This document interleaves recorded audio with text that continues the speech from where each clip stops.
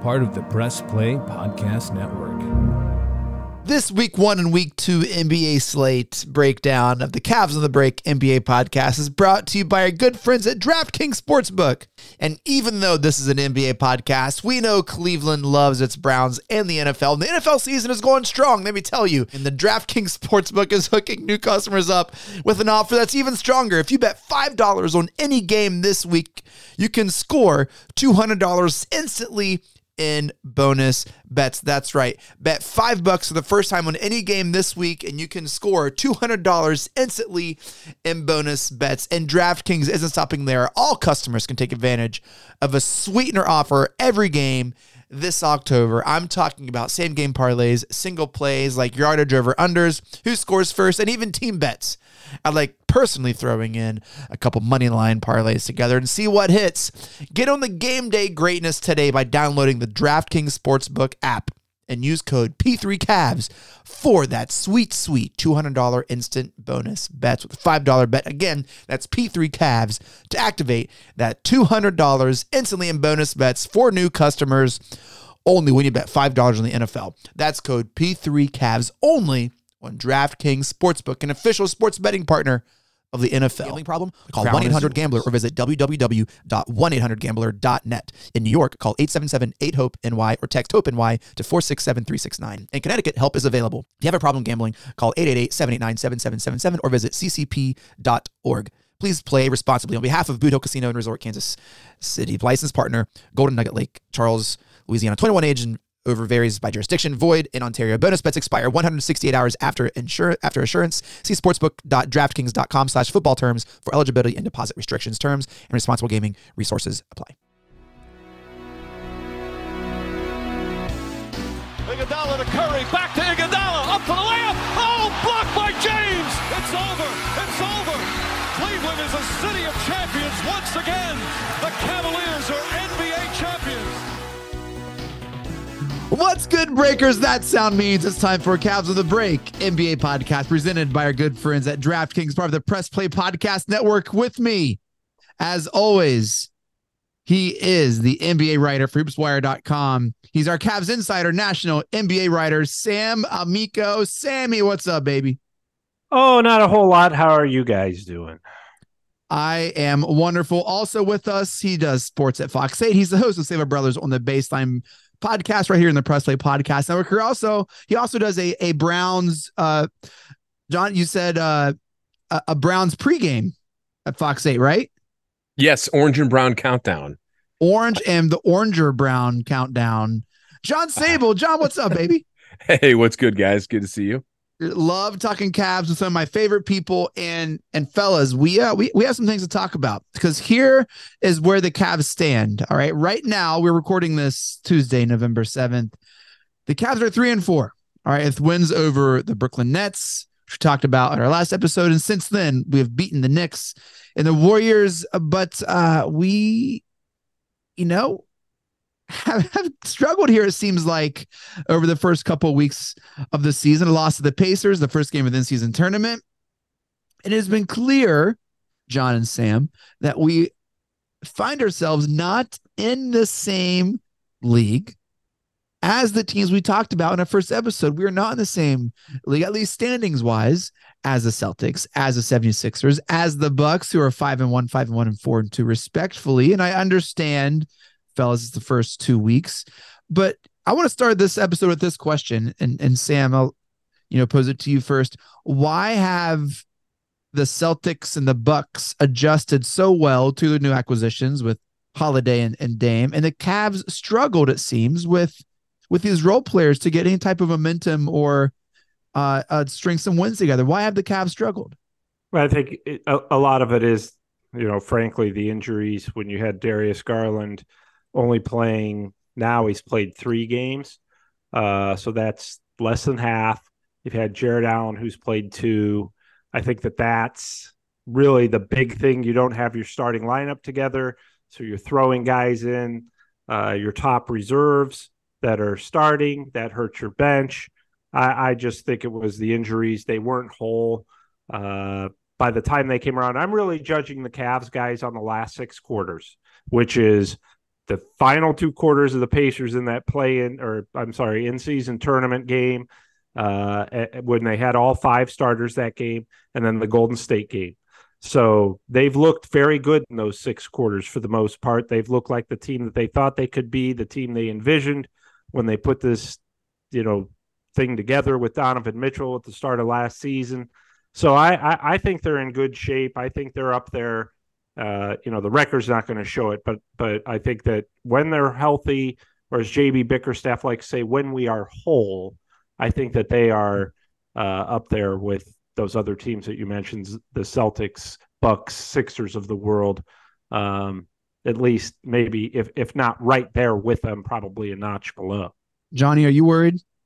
No, not at all. Not yet. And to echo Sam's sentiment there, the injury thing it cannot be understated enough. I mean, you're trying to get guys into a rhythm. You're getting Darius Garland and Jared Allen back in the flow of things. It's going to take some time. It's going to take a few weeks. So the record obviously is not an indication of what this team is going to be. However, with that said, I think a big question moving forward is going to have to be who's going to be that second scorer on this team, because Donovan Mitchell can't carry the load the whole time. And despite the injuries, there hasn't been a second consistent scorer. And that is something in my eyes that I think I'll continue to look at as we move into December. Get through November, and once everyone's healthy, you've got a few weeks under your belt. You're getting that chemistry back from where it was last spring. And, who's going to take that step to be that scorer? Is it going to be Darius Garland? Probably. But is Evan Mobley going to take that step, which I know we will talk extensively about here in these next few episodes? It's like, John, we follow the same team and talk about sports. And, they say great minds think alike. That was my very next follow-up question. Are we concerned about Spider's workload? I mean, just like last year when Garland was out with that eye, laceration against the Raptors or whatever that was, like he's like, hey, hop on my back. I got you. And he has dominated, Sam. Are you concerned about his workload? No, I think, I don't think it's his workload that's so concerning as much as right now he's averaging over 30 points a game. Incredible clip. Yeah, and I mean, there's nothing wrong with that. It's great to have, but the bottom line is you don't want him scoring that much if you're going to be a true contender, because you want him more around the 26 to 28 points range, and then you have, a more balanced attack with a Garland, a Mobley, Strus, whether it's, Karis LeVert, whoever the other guy is, other 2 or 3 guys. You want more balance when it comes to your offense. It's great to have. And they won a game, I think probably New York or Golden State, where, okay, we're still kind of finding our way. Well, we have this guy in Donovan Mitchell who's going to be able to take over. And that's great to have. So it's a good problem to have. And I wouldn't even call it a problem. But I just think big picture-wise, you want these guys functioning as a unit with your star averaging 26 or 28, as opposed to, having to carry things with 30 points a game. Because we saw what the Knicks did last year in the playoffs. They just removed him by blitzing him and double and triple teaming him and making the other guys try to beat you. Well, they hadn't played like that all season. So, you want to have that balance a little bit more. As far as Donovan Mitchell's minutes, I think that JB at this point has done a pretty good job of managing that. But, and it's hard to keep a guy who can score the way Donovan Mitchell does to, it was just kind of like the old Michael Jordan thing where the Bulls didn't win a title until Phil Jackson convinced Michael Jordan, you know what, we need everybody to be, you could be the leading scorer and the leading shot taker, but we need balance. And until we get that balance, we're not going to win big. So I think that that's probably the one area of the Cavs. And again, there's 75 of these things left before the playoffs. So I think that's an area they intend to work on over the next 4 or 5 months. Sure. It is November 7th. They just finished a week 2 slate of games. John, I'm surprised. Well, I'm not surprised Sam didn't go with another known legendary, maybe greatest of all time player for the Cavs, who very similarly stand around and everyone ended up watching at some point. And some of those first tenured later Cavs teams, very, painstakingly, LeBron, go do your thing. And it's hard not to see Mitchell now be like, oh man, like here we go again. Yeah, I know it's still early, but I think history is definitely repeating itself in this early going. I mean, it's the same thing. It's what happened with LeBron in those years is happening now with Donovan Mitchell. I find this very interesting. While Sam was talking, I did a quick little dive here on his minutes usage. And he's only played in 6 games this year because one of those games against the Pacers, he was inactive. He didn't play.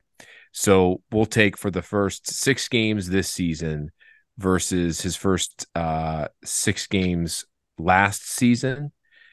Do you guys understand or realize that his minutes usage in 6 games is increased 4 more minutes a game this year?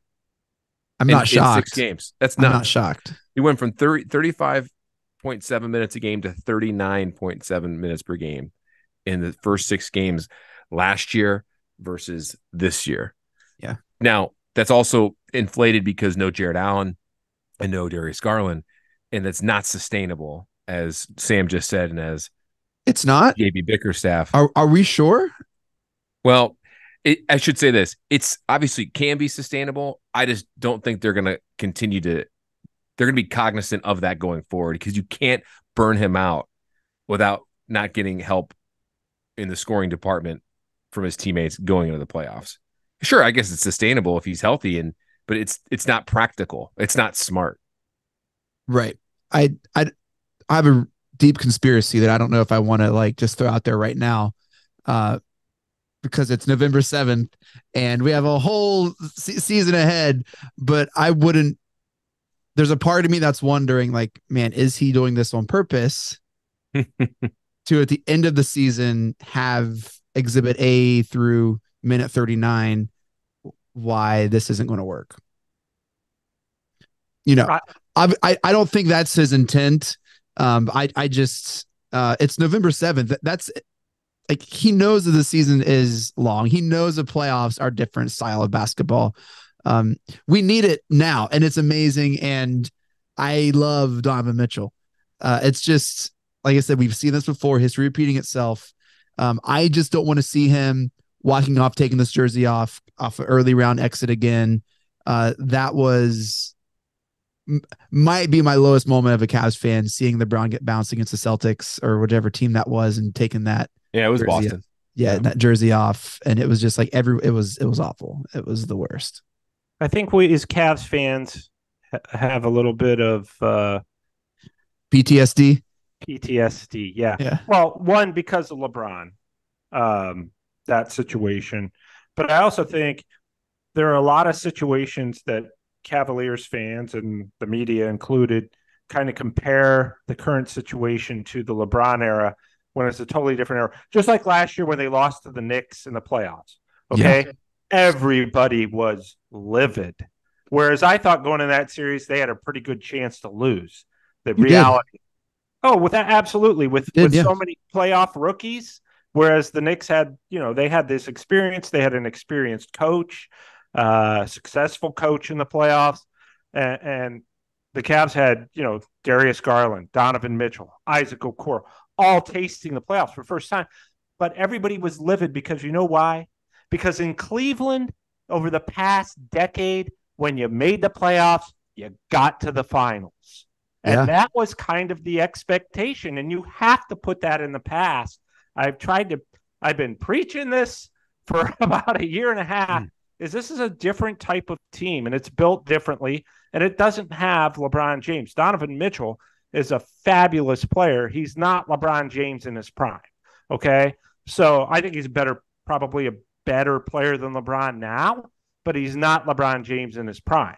And he's just not going to be that guy. For one, he's 6 inches, 7 inches shorter, but he's just not the passer LeBron was, so he doesn't kind of have that thing that LeBron has that's going to put you over the top. So I think that we just have to remember he's not going to do the same things that LeBron did. And number one, Chase, if he rips off his jersey at the end of the season, big deal. He's under contract again next year. Oh, yeah, Sam, don't say that. I was just going to two things to Sam's point. Yeah, Donovan's still under contract. That would make me so sad. No one wants a team that's unhappy or like a sucky culture. Well, no that's one just wants mad. that. You're just mad if you lose. I don't think that means I want out of here. I think it means we lost. I'm mad. Well, as a fan, I would be super bummed to see our star player have that Donovan attitude Mitchell's, and not care what the team think. Like I don't want to see. He's not that guy. No, he's not. Donovan Mitchell's not that guy. He's not that. He's not that guy. And I think it's the Cleveland fan base has a massive. The PTSD is massive when it comes to that stuff. So I don't think that's really indicative on if they get bounced again that he's leaving or anything like that. Two different, to Sam's point, two different situations. But what I will disagree slightly on is, I think for the most part, now I'll speak on behalf of fans for the most part. I don't think the fans knew going into it. Like Sam, you said, yeah, for the last decade, you're in the playoffs, you're going to the finals. And I don't think fans are going into that last year thinking not just finals, but thinking like they were mad because they didn't get there. I think fans were pissed at how they lost and how they got owned, more so not less going to the finals. I think people are realistic to that. Like, hey, we don't have LeBron here. This is a whole different, era. We know this isn't what it was, and we're going to do something completely different. And I think it's just the surprising exit and how they lost really irked the fan base, and it irked us especially. And John, it also irked Bickerstaff, right? And Kobe Altman. They talked about that at Media Day. And I think, okay, so look, we know it's week 2. It's November 7th, and this isn't Cavs season is ruined. Like, no, this isn't it. But coming off of a frustrating playoff showing, I mean, the tail between their legs, they got their butt whipped, right? And to come out at the start of the season, regardless of injuries, at 3-4, when you have an Evan Mobley who's supposed to help, and like this, I expected a better showing than 3-4, even if Garland is injured and Allen is, we still supposed to have Donovan Mitchell and Evan Mobley, that we should be showing more growth than this. And that's all that I'm coming from, which I think is valid. I think that's fair. And I think it's fair to hold the team to that standard, especially when they've been pumping Evan Mobley as the next real deal. Well, I'm going to slightly disagree with you there, Chase, because maybe Allen's not such a big. I mean, Allen is a big deal in terms of defense. Your defense, having him there with Mobley. And the Cavs won last year because of their defense. But a bigger deal to me when they were not winning these games was the absence of Garland. Because you're talking about a borderline all-star point guard, and everything on offense starts with your point guard. He's setting up the plays. He's creating for others. And this isn't a point guard who's averaging 8 to 15 points a game. He's a 20-point-a-game scorer and a good shooter and a guy who can penetrate. He gets guys in the ball where in their shooting position. To me, that is why bigger than Allen. And I thought, missing Allen's a big deal. But I would be wholeheartedly agreeing with you if they started 3-4 and were only missing Allen. But the fact that they didn't have the facilitator, and here's the biggest case against what you're saying, Chase. They've looked really good since they've had their pieces. So let's talk about that. Yeah. Okay. So they beat the Golden State Warriors, who hadn't lost on the road in 4 games. I think that was impressive. You had mentioned that you've been really impressed with the last 6 quarters. Impressive win at home against the Warriors. Sam, what did you like over the last 6 quarters? What about that made you at ease and be like, oh, we're going to be okay? Well, I wasn't stressed, so to begin with, to be at ease. But I would say that is the team that they envisioned, the team that played really well. They started off terrible against the Pacers, and I chalk that up to, okay, this is Jared Allen's first game. No, he didn't even play in the preseason. Garland's back, and then all of a sudden your starting lineup's totally different. I thought that, and you're on the road against a Pacers team that's much improved, but they gave themselves a shot there in the second half. So what I've liked, particularly against Golden State, was they didn't play a great game and still beat them. And that was mostly because of their defense. I look up and I think the Cavs aren't playing very well. at halftime. I look up, I'm at the game. I look up, they're up 12, and I think they're not playing their best. And Mitchell said that after the game. He said, yeah, it was nice we won, but we can be a lot better. And that was a win over the Warriors, which I haven't done in years. So to me, what I like is that they are winning mostly right now because of their defense, or they're playing well. I shouldn't say winning. They're playing well because of their defense when their offense is finding its way. And then they got to win because of their defense. They got back in that Pacers game because of their defense. And if this team's going to have a chance to do something, it's going to be because of Jared Allen and Evan Mobley defensively on what they continue to do. And, Mobley's been dominant on the glass. Offensively, up and down right now. But on the glass, there's no question. And defensively, no question. So to me, those are the two biggest things. If those two guys play as well as they have defensively, that's what I've been impressed with. So what you're saying is our podcast is like the Cavs now, and then you got a new mic and everything is just like as it should be. We're now podcasting up to our potential because you have a better mic, just like I got Allen a new mic. back. I got a new haircut. Yeah, looking good. I even think I have on a new sweatshirt. So, well, let's just get this on record. This is the third mic we've sent you. Well, it's that third time's a charm, right? Because it's the first one I've actually gotten to use. Okay, John. What are your thoughts on the last 6 quarters of victory? The last 2 against the Pacers, a victory over the Warriors, to kind of alleviate some. It's maybe like I wonder how the Cavs are going to, bounce back at the beginning of the season. I think the biggest glaring issue that wasn't talked about enough, Sam kind of hinted on it, was the fact the first few games without Darius Garland. I mean, this was a team that didn't have a point guard. I mean, you're missing Ricky Rubio as your backup point guard. And with him not there, the Cavs had to rely on Max Strus and Donovan Mitchell to run the point pretty much. And temporarily that can work, but long term it's not. And you kind of saw the struggle to where this team was, which kind of leads to a hole in the roster right now, is not having another point guard, by the way, that can fill that role. So which is kind of interesting because that's something that we all kind of overlooked when we looked at we didn't obviously know Ricky Rubio would step away. And you do have other guards there, a lot of shooting guards, and Ty Jerome, Max Strus, and of course Sam Merrill's there, but he doesn't get much playing time. Craig Porter Jr. got some minutes. Craig Porter, yeah, I was just going to say him. Yeah, so that is an interesting roster situation going forward here. If DG gets banged up again, what are they going to do? Temporarily, I guess you're going to continue to use Strus and Mitchell in that aspect of things. The last 6 quarters, though, that's the team that that JB and Kobe Altman were looking at having, because even though they lost that game against the Pacers, I mean, they played horrible early on and rallied back. They shut down the Warriors for the most. That game, the Warriors game, was pretty much Cavs the entire way. I wouldn't say dominant, but they were leading for the most of that game, and you're putting away a team that was on a 4 or 5 game win streak, who had not beat them. I think that was the first time the Cavs beat them, Sam, since Christmas Day of 2016. Yeah. In the regular season, not including that one NBA Finals game in 2017. So, and it was the first home win. That's a boost of confidence right there. It gives you some little momentum here as they head on this 4-game road trip. Look, I don't want this to seem so negative.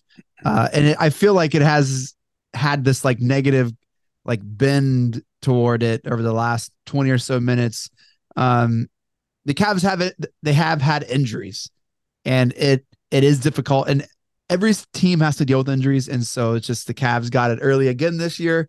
It will be exciting to see this team continue to mold and gel with their starting 5 of Garland, Mitchell, Strus, Mobley, and Allen. And then seeing how Bickerstaff can tinker and work and roll out the small ball lineup and just all sorts of fun that we've seen glimpses of.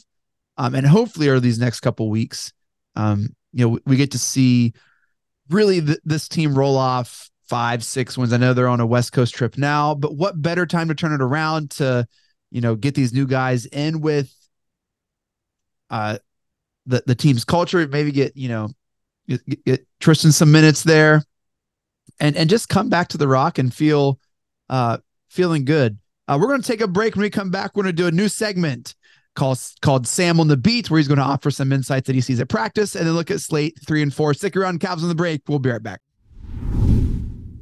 I want to take a few moments to tell you about my good friends at EasySigns.com. EasySigns.com is the leader in digitally manufactured signage. Anything you need printed for your home, your yard, your business, or church, EasySigns.com has you covered. EasySigns.com manufactures a large range of digitally printed signage using the latest technology, including large format HP dye printers as well as latex printers. And if that wasn't enough, they then deliver this product to all their customers all over the United States. They take the expense and the stress out of signage and pass the savings on to the customer. Look, I've experienced this firsthand as they've helped me create an incredible 11x7 stretch tension fabric display for Cavs Media Day. Their customer service was the best, and my display was shipped to me in no time.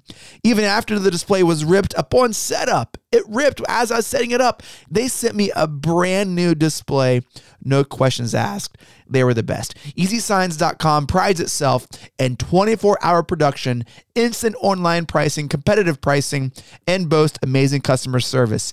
If you're looking for vinyl banners, feather flags, corrugated plastic signs, table throws, or yard signs, you got to check out EasySigns.com. And because you're on the break with us, because you listen to this podcast, if you use code CavsPod10 at checkout, you'll receive 10% off from our good friends at EasySigns.com. Again, it's CavsPod10 at checkout for 10% off. EasySigns.com, high quality digitally printed signage at low cost. What's up, everyone? I'm Holly Wetzel. And I'm Tybus Powell. And we are your hosts of The Orange is Oranger, a Cleveland Browns podcast on the Press Play Podcast Network. We give you all the dog pound coverage that you'll need to get you through the regular season, hopeful postseason, and I'd say off-season, Tybus, but is there really ever an off-season for this team?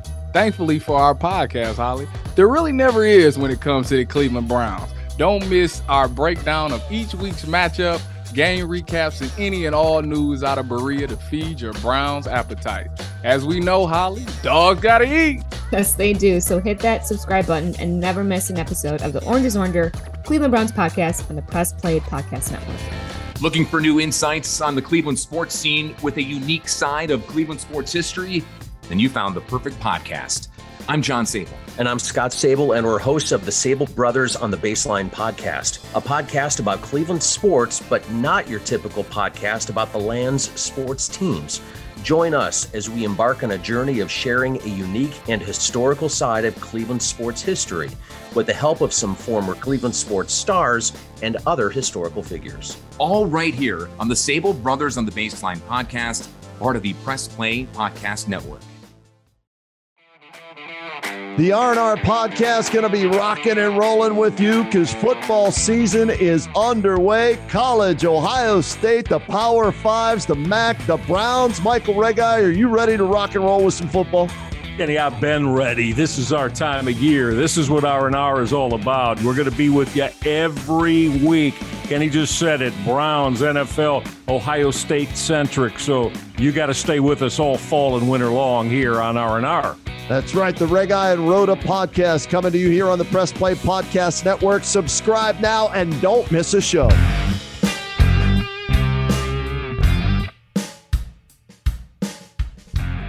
Hey, I'm Jason.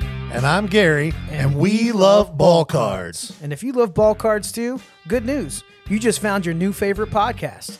From breaks to grading. And from collecting to flipping, join us on the Ball Card Show. The sports podcast for the sports collector.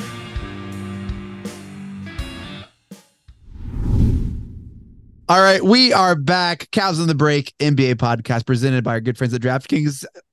You won't hear this. We just had the longest break. We talked Guardians hiring the new manager. We talked Cavs Lakers on Thanksgiving. We talked OSU Michigan.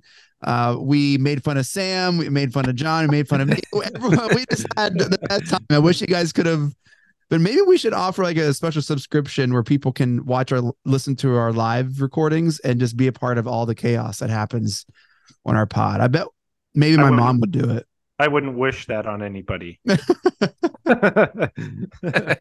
No, listen, we got some loyal breakers. We have some loyal breakers.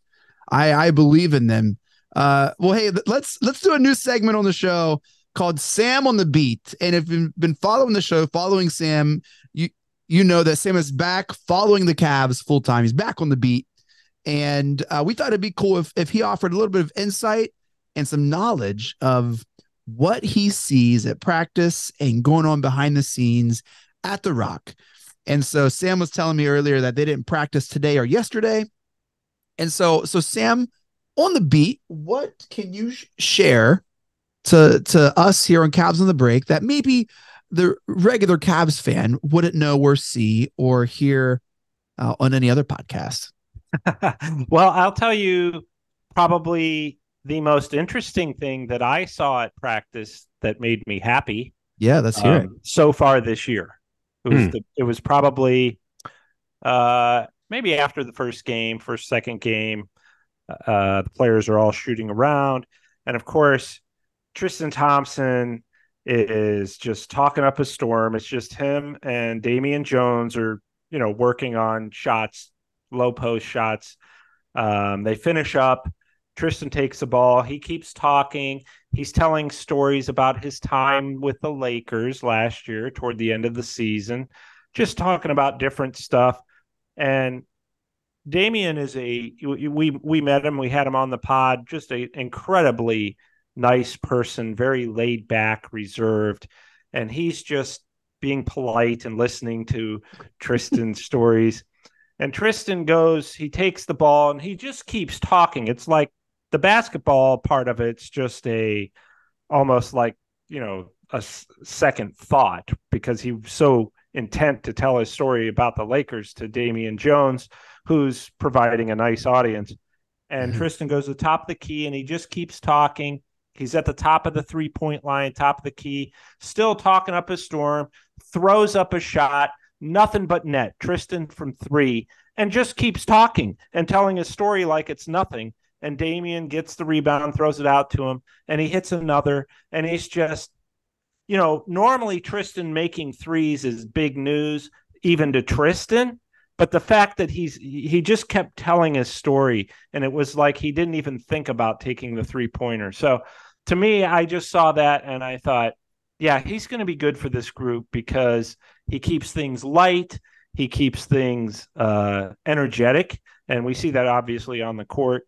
But to me, it was just a fun moment to see Tristan throwing up threes and nailing them and acting like it's no big deal, not even acknowledging that he made it because he was so intent to tell his story. So hopefully I'll bring you better insight and nuggets better than that from practice as the season goes on.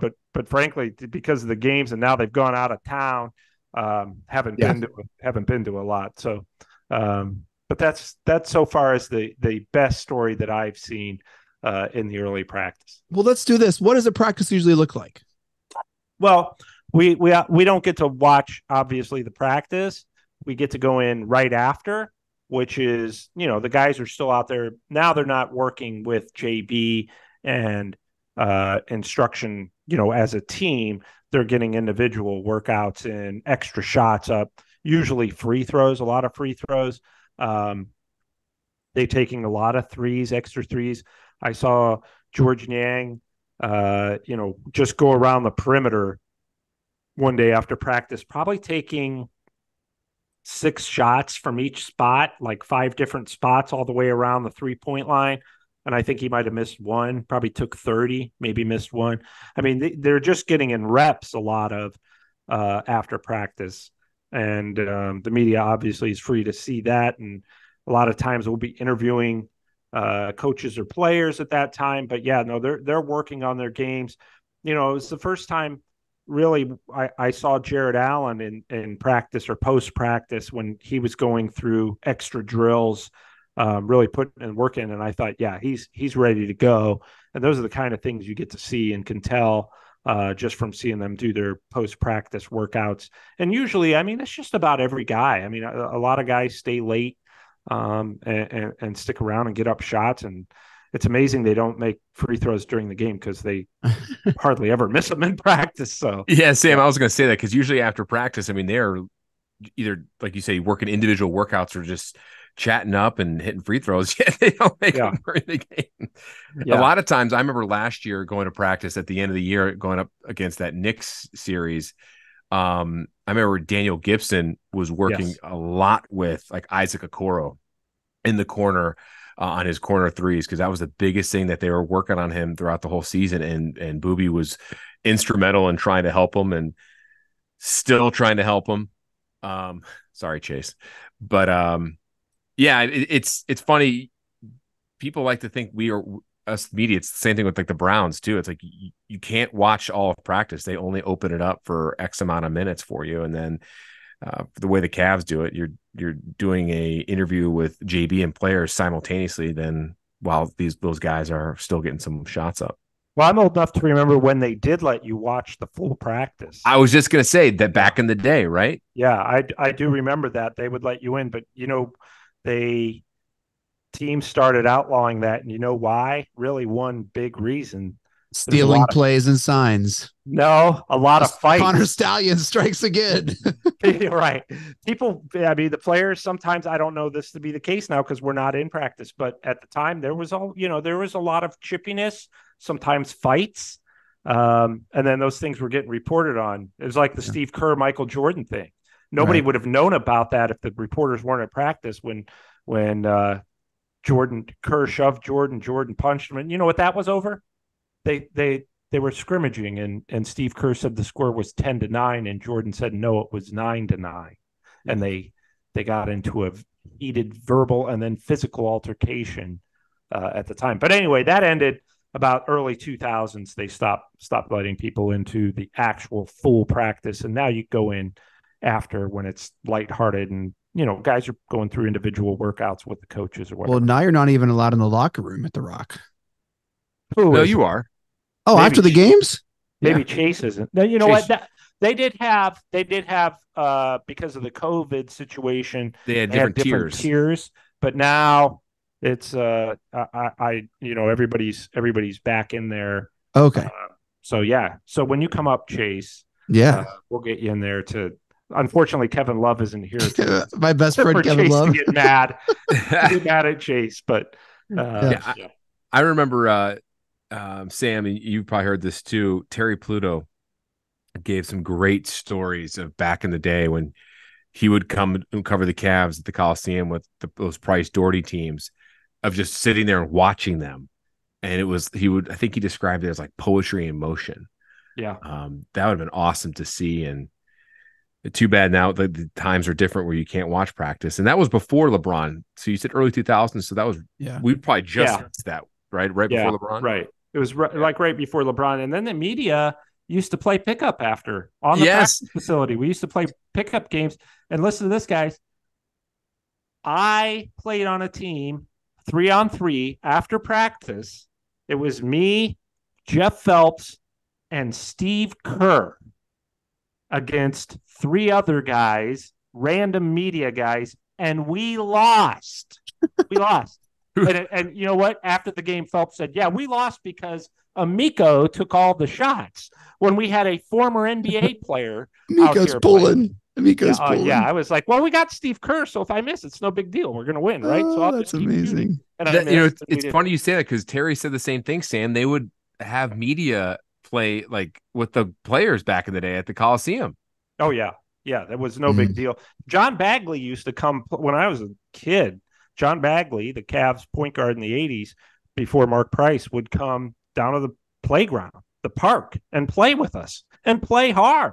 I mean, he wouldn't take any shots, but he would dish the ball and he'd be running up and down. I mean, they would never allow that today. Probably in their contract that they're not even allowed to do that. But no, he would do that. Even Kevin Durant, early in his Thunder career, kept a pair of basketball shoes in his car. And if he saw kids playing at the park and he felt like getting in a run, he would put on his shoes and head on over there. But I just don't think they allow that anymore, probably because of how much money they're making and how much they invest in the players now. Yeah, I think I'm really going to like this segment, Sam on the Beat. Sam, you need to get your gym or your personal trainer to sponsor the segment or something, man. Like, let's get this sponsored. Can you tell I have a personal trainer? Or is You it just do, because right? No, you I do. do. Yeah. I do. Say, hey, Yeah. let's get you some exposure. Let's get you something, man. Let's get this sponsored. Sam on the beat. That's too good not to be sponsored. I will work on that. All right. Well, hey, let's look at the Cavs schedule here. We're in the middle of Slate 3, and they play, for listening to this on Wednesday, which you probably will be, they play tonight against the Oklahoma City Cloud Farts, 8 p.m. Eastern. Part of their West Coast swing, and then they play again on Saturday at the Chase Center against the Warriors, 8:30 Eastern. John, how you feeling about this road trip? Yeah, I think this is a good test, a very good test, because look at the 4 teams they're playing here. I mean, you go look down the list here. Oklahoma City's young. We saw what they did the second game of the season. Obviously, Golden State, Sacramento with Mike Brown, coach of the year last year. Yeah, shocked everyone with the postseason. They're still, I got a bright future ahead, and will probably make the playoffs again this year, even though they're struggling a little bit out of the gate at 2-4. And then Portland's kind of in that like semi-rebuilding stage. So I think if you come out of here with a 2-2 record, it was a success. Obviously, if you count the Portland, if they win that, but I would like to see them, pull out a win over either Oklahoma City or Golden State. One of those two would be great. I don't think both are going to happen, but we'll see. You never know. It's a good test this early in the season due to West Coast trip. You don't see it very often, but if you can get it out of the way, that's good. Sam mentioned in his article when he gave us a shout, John, that he thinks that the Cavs are going to split. He doesn't know which one. Sam, have you honed in on which one you think the Cavs are going to win? No, I think that they could get that Oklahoma City game. Yeah. And Oklahoma City's no joke. I mean, that's a very quality team with Shai Gilgeous-Alexander, who is really one of the most. I mean, he was first team All NBA last year, but you're talking about a guy who really exhibits. He's like Evan Mobley and Nick Chubb. He just doesn't exhibit any emotion. He doesn't get too worked up about anything. Yeah. He just goes out and balls. Chet Holmgren's a nice player, but I think that the Cavs, look, when they were really undermanned and blew that lead, they had a 9-point lead with 2 minutes left against Thunder at home. Yeah. I think that's still something, they would like to go out and get. Portland, I don't think they have a prayer at Golden State. I'll be real honest, just because they beat the Warriors in Cleveland. It's still going to be very fresh in the Warriors' minds.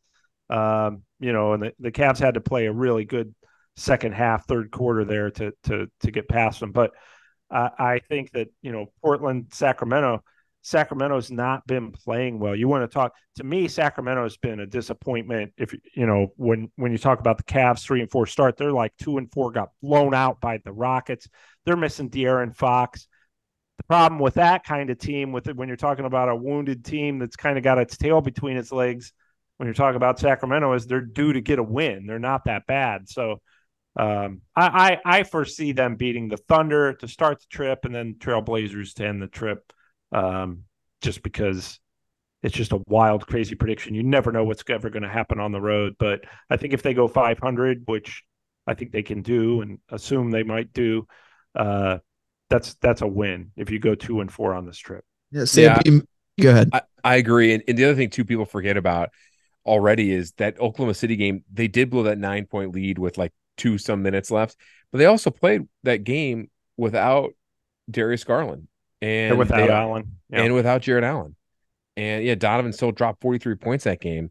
But that game, they should have won that game even without them. So if there's 2 games on this trip that they will win, I agree. It's got to be the Thunder and the Trailblazers. Yeah. You gave us a little tease about the Slate 4 for next week. Monday the 13th at Sacramento against the Kings. It's a 10 p.m. Whoo, it's going to be late. I don't know if I'm going to make that game. I'm already. Oh man, that's going to be a late one. Make it. Followed by the Wednesday, November 15th at the Trailblazers. That's another 10 p.m. tip-off Eastern time. Going to be late, and then we end up next week, the fourth week, the Friday 17th, second game of the in-season tournament at the Rock against the Pistons, which they got a lot of great talent too. I don't think that's when you got to can't overlook the Pistons. And then Sunday, the Slate 4 ends up the 19th, hosting the NBA champs, the Denver Nuggets, 6 p.m. tip. Got an interesting couple week and a half coming up here, guys. I think we'll see. We'll learn a lot about the team. Hopefully they get some games as a healthy unit under their belt. And I think if they can build up some momentum, some chemistry, I think hosting the NBA champs, I think that could be a really good game. The Cavs might really try to steal one from the champs there. Well, it's an interesting November because you had the Warriors come in, you have the Nuggets coming in, and then of course you have the Lakers coming in on the same day as the Ohio State Michigan game. I learned tonight from John Sabol. Those are three pretty big ones coming into Cleveland, and then of course you've got your longest road trip here, these 4 games of the early season. I see that, and the only thing I hear in the future is this excellent Cavs on the Break podcast coming your way, guys. Coming your way. John, you wanted to wrap this episode up with this day in Cavs history. This day in Cavs history, as we record this here on November 7th, it's actually going to be this day in Cavs history tomorrow, November 8th. Gotcha. I'll give you a year that might kind of give it away. November 8th, 1994. Something happened this day in Cavs history. That's our clue. That's our clue. 1994. The year is the dead giveaway. The year is a dead giveaway. Oh, that's when the Gund Arena opened. Boom. Look at Chase. Nailed it. November Let's 8th? Go. Yeah. Wow. I had no idea. Yeah, they had the first home game as they opened up Gund Arena. Did they start on the road? Did they play road games? I think they did. Yeah. Okay.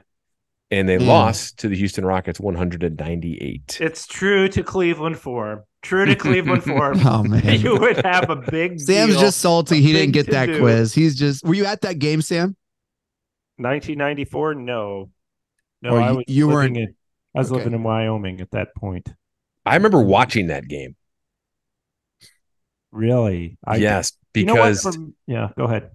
I just remember because I don't know, we had a family event or something where we got a sneak peek walking around the arena with it was our school or something. And I remember we couldn't see the court, but we just got to walk around the concourse before. This is a few weeks before. Uh-huh. I don't remember why, but we did, and getting so pumped for it. And the Cavs, that was when they changed the logo to the black and orange and baby blue. And so it was this new era, and so the blue splash uniforms and stuff. And also the changing of the guard too, because of the different era of the Price, Doherty, Nance era. Price was still on that team, but Doherty and Nance were not, both hurt, I believe. And then soon thereafter retired. Anyways, but I remember watching that game in my family room and with my dad and seeing the Cavs and watching that game, and Olajuwon was on that team. I think Drexler. Was Drexler on that team in 94? Sam Elliott. He might have been. So yeah, good times. Yeah. The only memory I have of that game is whooping Sam in this trivia contest right now tonight. And so that's all that I got. It was You know what happened on this day, November 8th, 2002, regarding the Cavs? 2002. No, Is this the Bob Sura trying to get his own triple double? Was it had to do with Dewan Wagner? No, it Sean has Kemp. no significance at all. This is the Sean Kemp team. The Cavs lost. No, he wasn't on that team in 2002. No. Yeah, it was gone. Ricky Davis had 31 points. Oh, no kidding. In a 108-84 loss to the Philadelphia 76ers. I just looked it up on the internet so I could win at some trivia. Okay, yeah. No significance to that game at all. I will say this. Allen Iverson, the Cavs in that game held Allen Iverson to 12 points, and the Sixers were led by Keith Van Horn. Oh, yeah. Keith Van Horn always wore tall tube socks. You remember that? Yeah. Okay, when we get to Keith Van Horn's tube socks, we got to close the episode out. That's it right there. Well, that does it for this episode of Cavs on the Break NBA podcast. Thank you all so much for downloading and listening. Shouts to the Press Play Podcast Network for making this possible. Make sure to follow us on Twitter at Cavs on the Break. We always always follow back. Shouts to DraftKings. Download right now and use code P3Cavs to sign up. New customers and new customers only can take home $200 in bonus bets instantly just for betting $5. That's code P3Cavs only on DraftKings Sportsbook, an official sports betting partner of the NFL and NBA. The crown is yours. You can follow Sam on Twitter at Amico Hoops. Catch all of his works and writings at hoopswire.com and follow Hoopswire on Twitter at Wire Hoops. You can follow John on Twitter at John_Sabol. Guys, who wins the Junkyard Dog Award for this episode? I vote Sabol. Well, actually, you know what? I vote Chase. Yeah, because he got the trivia question. Yeah, right. You got to give that to Chase. Yeah, let's go. I'm All so right. pumped. Oh my gosh. So now Chase is in the lead because last time we all won it. We Split did. it 3 ways. So you're winning now, Chase. Congratulations. Gosh, I want to thank everyone and just rub this into the faces of people who didn't think it was possible. Junkyard Dog, I'm about to wear my necklace to bed and wake up and Leslie's going to be like, what are you doing? Why are you jingling? Get out of here. Well, I'd imagine she's used to your surprises. Jingling all the time. Yeah. Any surprise. Sabol, any final thoughts, man?